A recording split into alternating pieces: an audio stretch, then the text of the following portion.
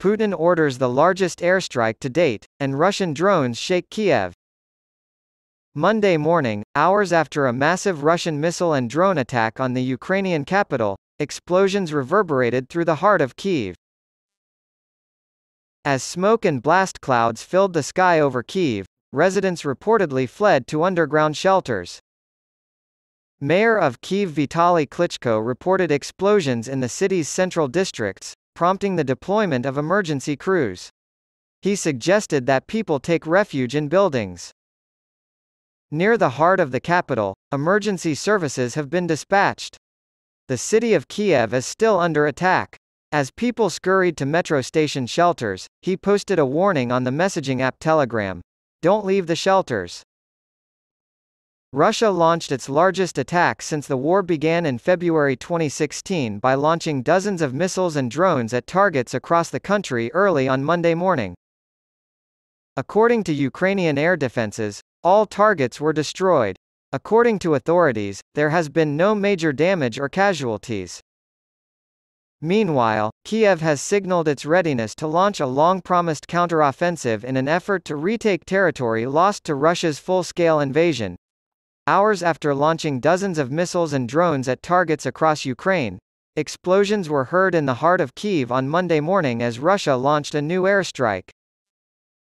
Reuters witnesses saw residents panic as the sky filled with smoke trails and blast clouds, despite the fact that some had initially ignored the air raid siren while eating breakfast in cafes.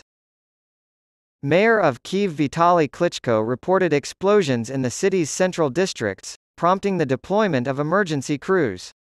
He suggested that people take refuge in buildings. Near the heart of the capital, emergency services have been dispatched. The city of Kiev is still under attack.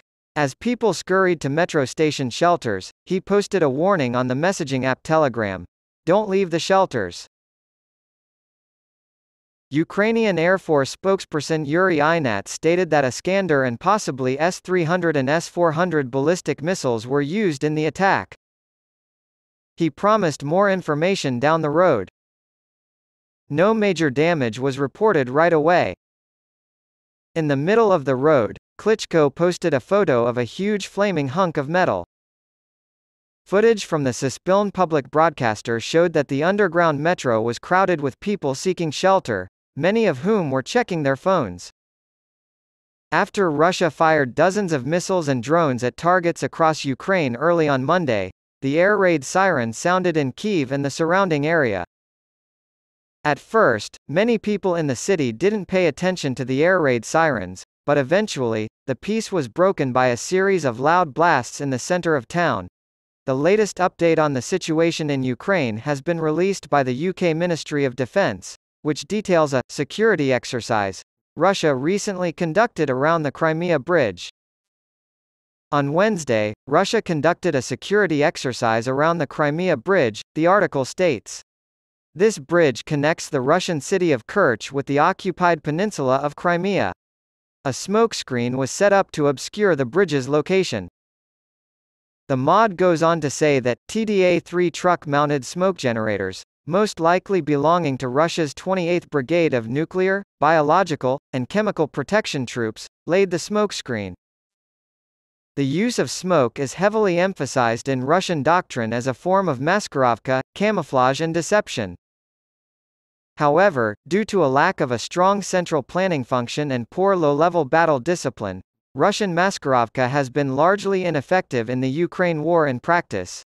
Moscow has launched a series of attacks on Kyiv over the weekend, targeting military infrastructure and supplies as a long-promised Ukrainian counteroffensive to recapture territory taken by Russia in 15 months of fighting approaches.